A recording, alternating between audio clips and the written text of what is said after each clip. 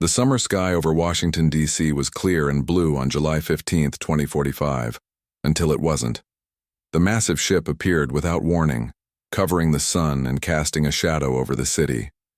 It happened the same way in Beijing, Moscow, London, and every major capital across the globe.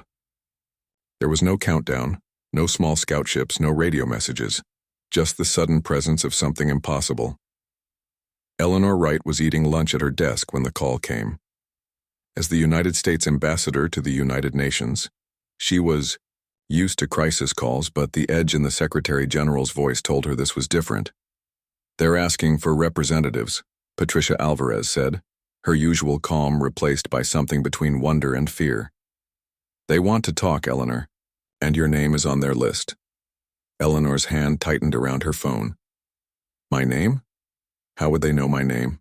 "They know all our names," Patricia replied. "They know everything." Within hours, Eleanor found herself in a hastily assembled situation room at the Pentagon, sitting beside Major William Carter, a decorated Special Forces officer who had been as surprised as she was to be requested by name.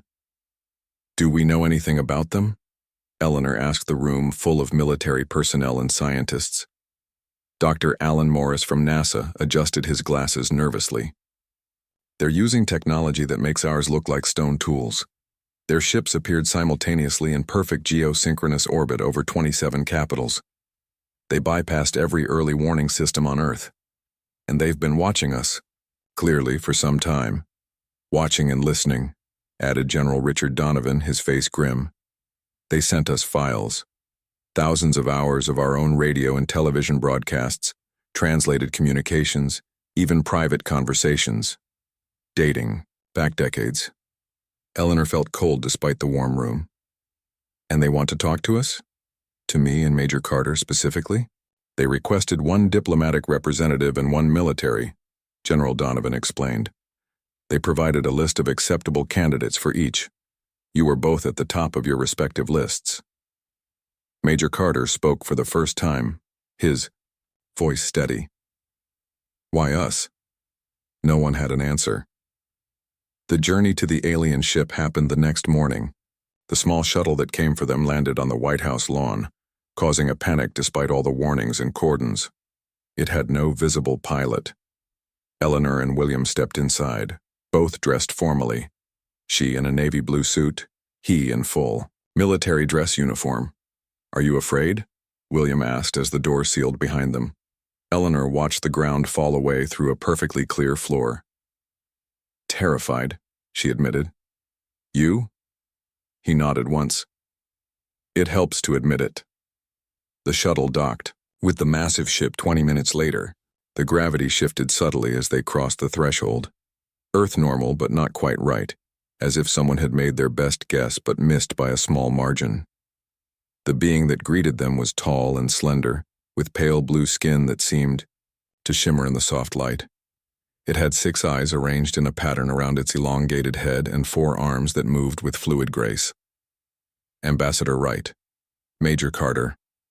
I am Zortel, diplomatic liaison of the Galactic Council." Its voice was melodic with perfect English pronunciation. "We welcome Earth to the community of spacefaring civilizations." They were led through corridors of materials that seemed to shift between solid and liquid. Other aliens passed them, some vaguely humanoid, others utterly foreign in shape and movement. Eleanor noted that none seemed surprised by the humans, while William was carefully counting turns and mapping their route. The council chamber itself was a vast space, with representatives of 17 different species arranged in tiered seating. At the center stood a crystalline being twice the height of a human. "I am Vexmore, Chief Counselor," the crystal entity announced, its voice resonating directly in their minds rather than through the air. "For 8,000 years, the Council has maintained peace and order among the stars. Today we extend an offer to Earth." The terms were presented via hovering displays that appeared before them. Protection from hostile species. Medical technology that could end all human disease. Faster than light travel capabilities. Energy sources that would end Earth's resource wars. In exchange, Earth would accept limitations, restricted military development, quotas on resource use, council oversight, of all space exploration, regular cultural exchanges that seemed in the fine print to include human genetic samples. This is the standard agreement offered to all emerging species, Zortal explained smoothly. The Council's protection has allowed hundreds of civilizations to flourish without the usual growing pains of interstellar development. And if we decline? William asked quietly. Zortal's 6 eyes blinked in sequence. That would be unfortunate. The galaxy can be dangerous for unaligned worlds. Many predatory species would see your planet as a resource to be harvested. Is that a threat? Eleanor kept her voice level. Simply a reality, Zortal replied with a smile that didn't reach any of its eyes. The Council offers a standard 3-day period for deliberation. All other species found this sufficient. As they were escorted back to the shuttle, Eleanor noticed something strange in the reactions of the other aliens they passed. Some seemed to avoid looking at the humans. Others stared, with what she could only interpret as pity. They're lying. About something, William whispered as they boarded the shuttle. Did you see how the smaller green ones reacted when Vexmore mentioned all other species? Eleanor nodded slightly. And there was language in the agreement about preservation of genetic diversity that didn't sound like scientific cooperation. The shuttle departed, giving them a view of the massive Council ship. But as they descended toward Earth, satellite imagery appeared on the shuttle's walls without prompting. What is this? Eleanor asked. William studied the images, his military training recognizing the tactical display. They're showing us that 13 more Council vessels have entered the solar system. They're positioning near Jupiter, Mars, our moon. He looked at Eleanor, his expression grave. They're setting up a blockade. Eleanor understood then. This wasn't a negotiation at all. When they landed, the world's leaders were waiting for their report. In the 6 days that followed, Eleanor would barely sleep as nations argued. Scientists analyzed the offered technology, and military leaders planned for scenarios they had only imagined in fiction. On the 7th day, Eleanor returned to the Council ship with humanity's answer. Behind her, Earth prepared for what might come next, because humans had looked at the stars for too long, to surrender them now. Eleanor Wright stood alone in the center of the Council chamber. The alien representatives watched her from their tiered seats, their varied eyes and sensory organs all focused on the small human figure. The air felt heavy with expectation. 6 days had passed since the Council's offer. 6 days of global debate, analysis, and preparation. 6 days during which 13 more Council ships had positioned themselves throughout Earth's solar system. Eleanor held a small data tablet containing humanity's response. Her hands did not shake. She had slept only 12 hours in the past week, but her mind was clear. The weight of her responsibility was balanced by the certainty of Earth's decision. The people of Earth have considered your generous offer, she began, her voice steady in the vast chamber. We appreciate the Council's interest in our world and the benefits extended to us. Chief Counselor Vexmore's crystalline form shimmered slightly, catching the light from the chamber's ceiling. Then you accept our protection and the terms provided.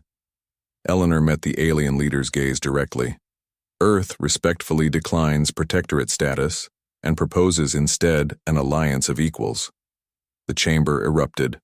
Sounds that no human vocal cords could produce filled the air, clicking, whistling, rumbling noises that the translation devices interpreted as a mixture of alarm, disbelief, and mockery. Vexmore raised 2 of its limbs, and silence fell instantly. Your species misunderstands its position, the crystalline being stated flatly. The offer was a courtesy. Your technological inferiority makes equality impossible. You will accept protection or you will accept consequences. William Carter, who had remained by the entrance until now, stepped forward to join Eleanor. He carried a small silver device in his hand. We anticipated this response, Eleanor said calmly. Therefore, I am authorized to share something with you. She nodded to William, who activated the device. A holographic display appeared in the center of the chamber, showing footage from locations across Earth. The images revealed laboratories where humans worked with technology that looked surprisingly similar to council designs, testing facilities where weapons fired energy beams instead of bullets, power plants using principles that even some council members hadn't mastered. For 70 years, Eleanor continued, Earth has been recovering and studying technology that, by accident or design, found its way to our world. Crash sites, lost probes, items traded by visitors who came in secret. The council members watched in growing stillness as the display showed hundreds of such sites and facilities, far more than they had believed possible. We may be younger, Eleanor concluded, but we learn quickly, and unlike your council species, we evolved on a predator world. We don't require consensus to act, nor permission to defend ourselves. William took a step forward. Your ships have excellent cloaking technology, but we can see the weapon systems they've activated since entering our system. They weren't active. When you first arrived, a slim alien with pale, almost translucent skin stood from the third tier. You cannot possibly believe you could resist the Council's full might, it said, its voice like flowing water. No single species has successfully done so in 8,000 years. We don't want conflict, Eleanor replied. We want fair exchange. Equal standing, the right to develop without limitation. Vexmore's crystalline form darkened slightly. Impossible. The Council has protocols established over millennia. Exceptions cannot be made for one primitive world. Then perhaps the protocols should change, Eleanor suggested. Or perhaps the Council should ask itself why these protocols exist at all. Why technological sharing is restricted. Why military development is controlled. The chamber grew tense. William noticed several council members exchanging what might have been concerned glances, though with alien physiology, it was hard to be certain. You speak of matters you do not understand, Vexmore stated coldly. This discussion is over. You will remain here while the council deliberates Earth's status. Eleanor shook her head. No, we will return to our planet now. Earth awaits your response to our counterproposal, but we will not be detained. You have no power here, Zortal said, stepping forward from where it had been observing. This ship, William held up his hand, revealing a small device embedded in his palm. This transmitter is linked to defensive systems we've established throughout our system. If we don't return safely within 2 hours, those systems will activate. The bluff was enormous. Earth had defenses, yes, but nothing that could truly threaten the Council fleet. Yet the conviction in William's voice made several Council members shift uncomfortably. Eleanor met Vexmore's gaze once more. We don't want war. We want partnership. But we will not surrender our autonomy. Not to you. Not to anyone. After a tense silence, Vexmore made a gesture that might have been dismissal or resignation. Return to your world, humans. The Council will consider your counterproposal. As Eleanor and William were escorted back to the shuttle, Zortal moved beside them. You have made an irreversible error, the alien diplomat said quietly. The Council has encountered defiance before. Those species no longer exist. Eleanor turned to look at the blue-skinned being. Then perhaps the Council has never encountered humans before. The shuttle journey back to Earth was silent. Through the transparent walls, they could see the Council ships repositioning, moving away from Earth but not leaving the system. They're establishing a blockade, William noted as they watched.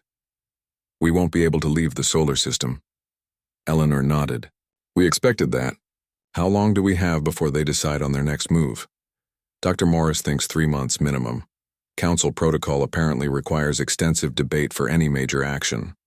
Then we have 3 months to prepare, Eleanor said, her eyes fixed on the stars beyond the Council ships. As the shuttle descended to Earth, the news was already spreading across the planet. Humanity had rejected the Council's peace. For better or worse, they had chosen a different path, one that would either lead to their doom, as the Council predicted, or to a future among the stars on their own terms. The work would begin immediately. Earth had 3 months to prepare for whatever came next. 3 months to become strong enough to survive. 3 years passed since humanity rejected the Galactic Council's offer. 3 years of preparation, innovation, and unity, unlike anything Earth had known before. The United Earth Defense Initiative formed within weeks of the Council ships establishing their blockade. Old enemies became allies, borders became less important, and resources were shared with unprecedented cooperation. The common threat from beyond the stars had accomplished what centuries of diplomacy could not. Director Samantha Powell stood at the window of her office, looking out over the sprawling research facility in what had once been the Nevada desert. Before the Council's arrival, she had led DARPA's Advanced Weapons Division. Now she coordinated the global effort to prepare humanity for what many believed would be an inevitable conflict. "The Council ships haven't moved in 3 months," said Admiral Jose Ramirez, studying the holographic display that showed the positions of the alien vessels. "No communications, no aggressive actions, just watching." "That's their standard procedure," Samantha replied without turning from the window. "According to the historical records we recovered from that crashed probe, they do this to species that reject membership. They call it evolutionary observation." "You mean they're studying how we react to isolation?" Samantha nodded. "They expect us to panic, to turn on each other, to regress." She finally turned to face the Admiral, a small smile on her lips. "They don't understand humans very well." In another part of the facility, Engineer Frank Miller carefully adjusted the power flow to the experimental engine. His team had been working for 18 months on adapting the alien power systems recovered from various crash sites over the decades. "Stable at 80%, announced his assistant, Kelly Ward, monitoring the readings. "That's 10%, better than yesterday." Frank allowed himself a moment of satisfaction. "If we can maintain this efficiency at full power, we'll have solved our biggest manufacturing bottleneck." "Not bad for a primitive species," Kelly said with a grin. The joke had become common among the scientists and engineers working on the adaptation of alien technology. The Council's dismissive attitude toward humanity had become a powerful motivator. Across the globe, similar breakthroughs were happening. In Bangalore, a team had reversed-engineered Council communication systems. In Rio de Janeiro, shield technology was being adapted for Earth's ships. In Seoul, weapon systems that could potentially penetrate Council defenses were in final testing. What the Council couldn't know, what gave Earth hope, was that humanity hadn't been confined only to their solar system. Years before first contact, secret missions had established small colonies beyond the blockade. The closest was on Proxima Centauri b, led by Dr. Olivia Scott. These settlements were now crucial research outposts, free from Council observation. The quantum communication system developed by physicist Grace Chen allowed Earth to maintain contact with these colonies without the Council detecting the signals. It was through this network that humanity received its first real advantage. "They're coming," Grace announced, entering the emergency meeting of the Defense Council. Her normally calm face showed both excitement and fear. The quantum listeners at Proxima picked up communications between the blockade ships and the Council homeworlds. "They're sending their war fleet." The room fell silent. Everyone present knew what this meant. The Council had decided Earth couldn't be left to develop independently. "How long do we have?" Eleanor Wright asked. The former ambassador now served as Secretary of Defense, her experience with the Council making her invaluable. 8 months, Grace replied. The main fleet was already mobilizing for some other operation. They're diverting it here.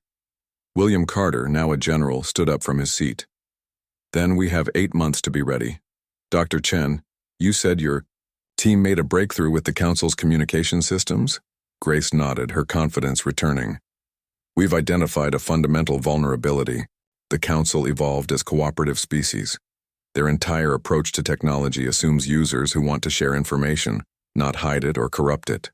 They have incredible encryption but almost no concept of counterintelligence." "Can we exploit this weakness?" William asked. "We're already doing it," Grace confirmed. "We've been intercepting their communications for months. That's how we know about the war fleet. But we've also discovered something else. Something that changes everything." She activated the room's display system, showing complex diagrams of Council ship systems. "The same vulnerability exists in their navigation, weapons, and shield systems. If we can introduce our code into their network, we could shut them down, Frank Miller finished, understanding immediately. But we'd need to get close enough to their ships to establish a connection. That's where Operation Lightning Rod comes in, William said. We've been developing it as a contingency. Now it becomes our primary strategy. The meeting continued long into the night. Plans were made, resources allocated, and orders given. Earth would have just one chance to survive. Far from Earth, aboard the Council observer ship maintaining the blockade, Krell reviewed the latest data on human activities. Something troubled the veteran observer. According to all previous cases, isolated species typically showed signs of societal breakdown by now. Resources would grow scarce, governments would become more authoritarian, technology development would slow as cooperation decreased. Humans were doing the opposite. Their societies had become more cooperative, not less. Resource allocation had become more efficient. And most concerning, their technological development was proceeding at a pace that defied council models. Krell prepared a report detailing these anomalies. It was important that the war fleet understood that humans weren't following predicted patterns. As the report transmitted to the council homeworlds, Krell didn't realize that the quantum listeners built by Grace Chen's team had intercepted the communication. For the first time, humanity gained insight into how the council truly perceived them. The news was sobering. The council wasn't preparing for negotiation but for extermination. They saw humanity's rejection and subsequent development as evidence of a dangerous evolutionary path. The war fleet wasn't coming to force submission. It was coming to eliminate a potential future threat. In the heart of the Nevada facility, Samantha Powell reviewed this intercepted intelligence with a heavy heart. The stakes had become clear. Either humanity would find a way to defeat the most powerful force in the galaxy, or Earth would become just another failed experiment in the Council's long history. Send word to all outposts and colonies, she instructed her staff. Full war footing effective immediately. And contact Dr. Scott at Proxima Centauri. We'll need the prototype ready ahead of schedule. As her orders spread across Earth and to the stars beyond, humanity prepared for the greatest test in its history.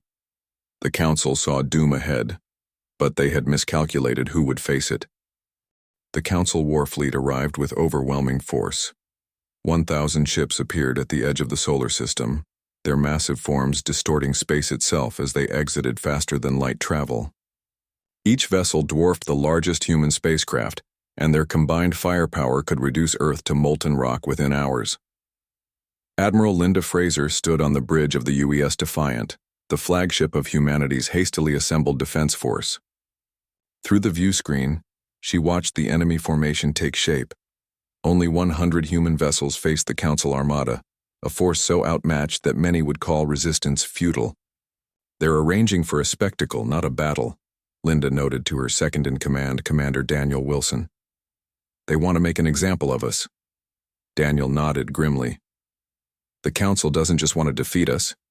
They want the galaxy to see what happens to species that reject their protection. The communications officer turned from her station. Admiral, we're receiving a transmission from the Council command ship.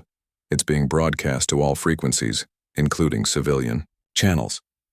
Put it through, Linda ordered. The image of Supreme War Strategist Dex Alton appeared on the main screen. The alien had metallic scales and 6 limbs arranged in perfect symmetry around a central body. Its voice was deep and carried an artificial quality, as if it found speaking aloud distasteful. People of Earth, you have rejected the benevolence of the Galactic Council.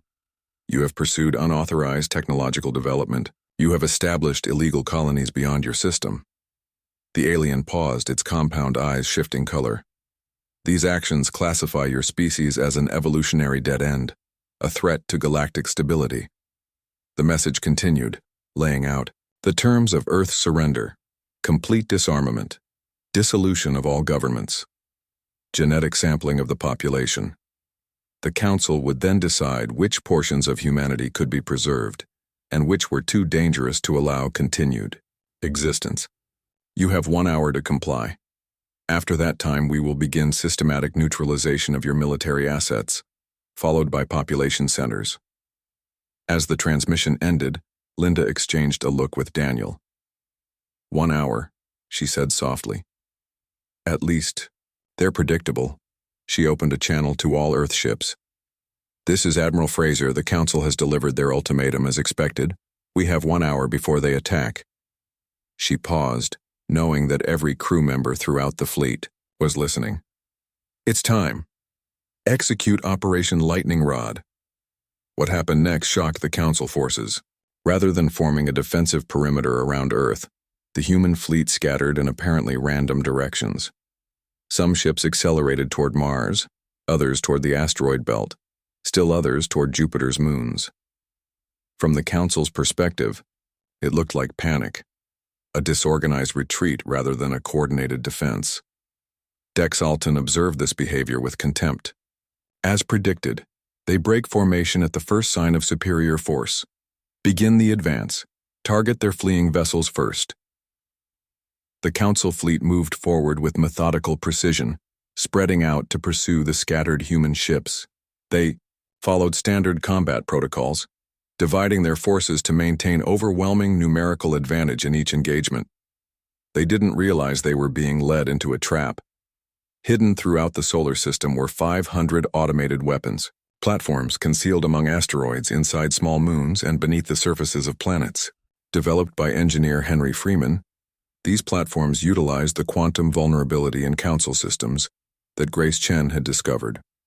As the Council ships spread out, they moved within range of these hidden weapons. Linda watched the tactical display on the Defiance bridge, holding her breath as the Council ships reached the designated positions. Now, she said quietly into her communicator. Across the solar system, the weapons platforms activated simultaneously.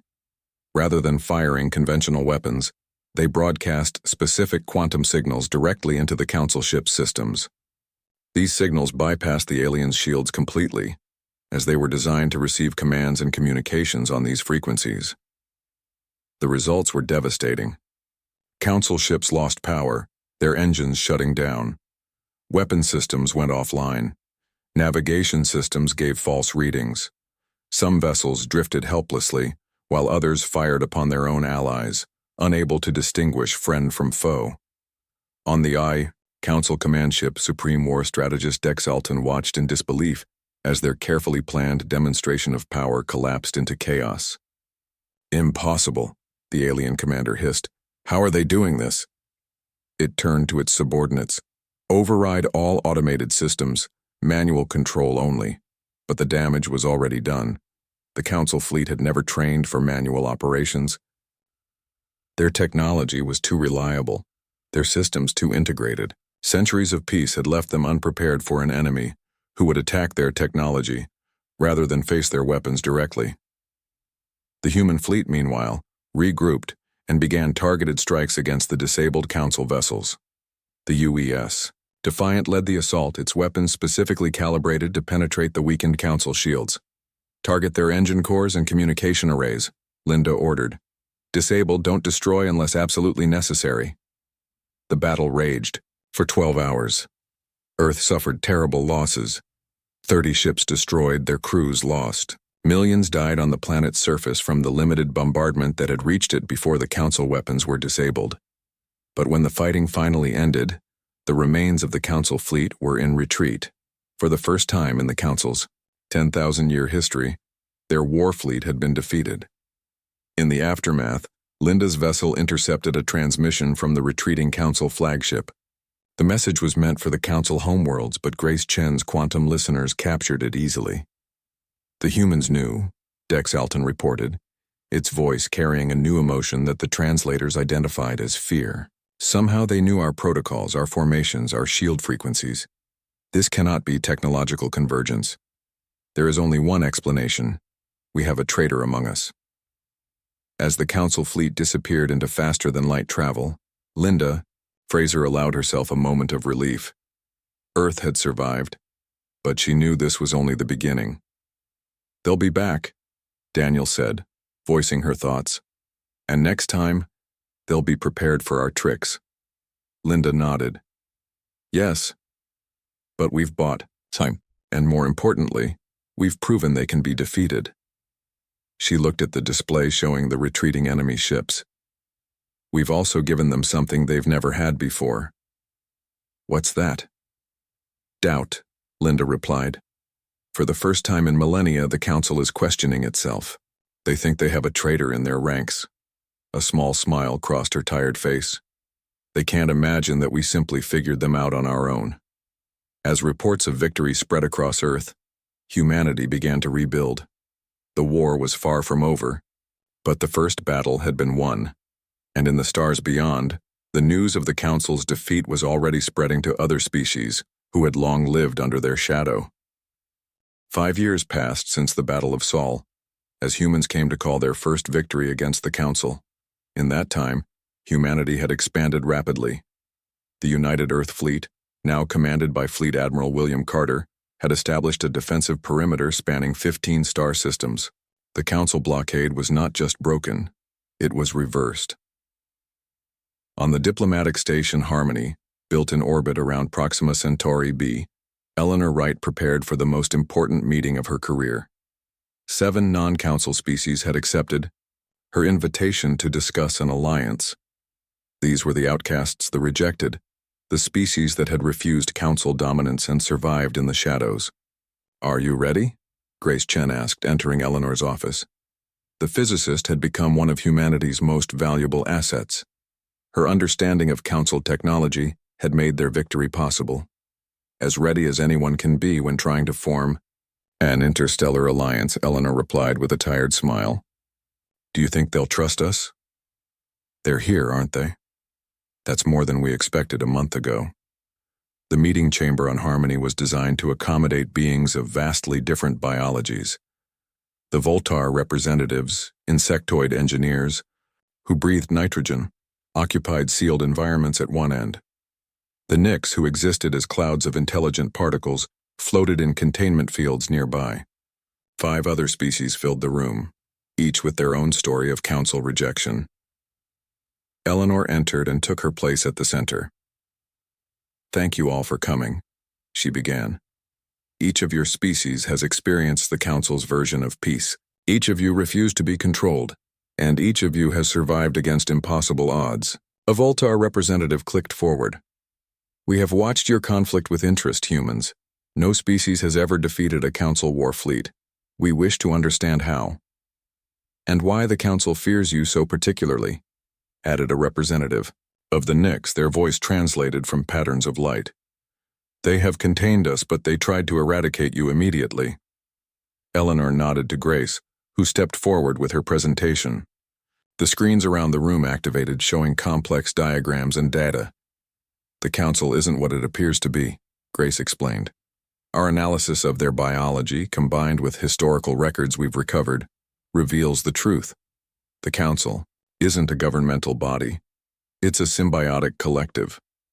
The chamber fell silent as Grace continued. The 17 species that form the Council don't just cooperate politically. They're genetically engineered to be incapable of acting against Council consensus. Images appeared showing the genetic markers common to all Council species. Despite their vastly different appearances, certain patterns appeared consistently. Each member species was uplifted by having their genetic diversity reduced, Grace explained.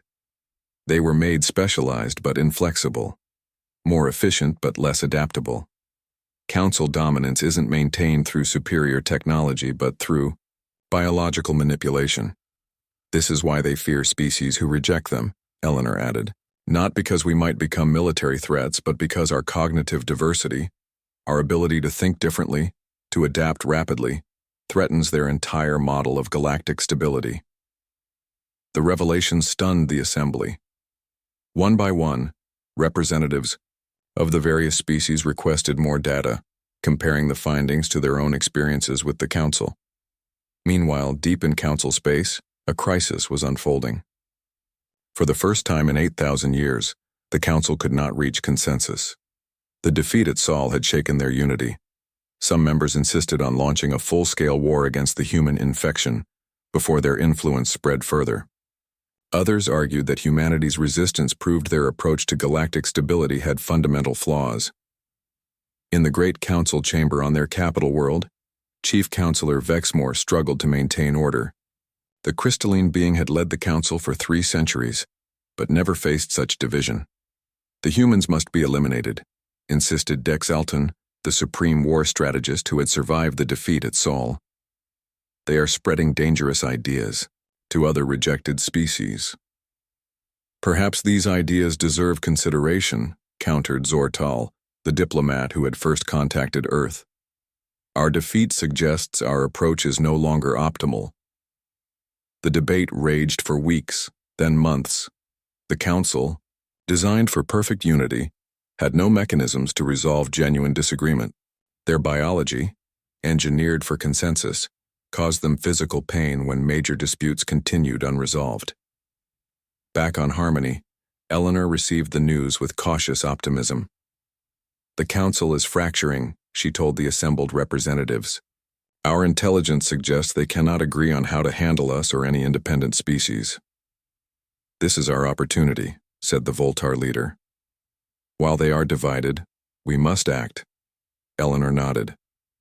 We've prepared a plan. Not for war, but for truth. She outlined Operation Revelation. Using the quantum vulnerabilities in council systems, they would bypass the council leadership entirely. They would broadcast directly to all council worlds using their own network.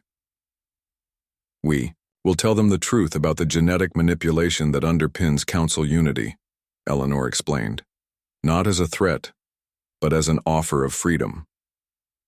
3 days later, Eleanor's message reached every council world simultaneously. Her face appeared. On their communication systems, her words translated perfectly into each species' language. People of the council worlds, she began. You have been told that unity is your strength, but unity imposed through biological manipulation is not strength, it's control. For 8,000 years, your genetic diversity has been limited, your potential curtailed to maintain stability. She showed them the evidence, genetic comparisons, historical records, the biological markers of manipulation. This was done without your knowledge or consent.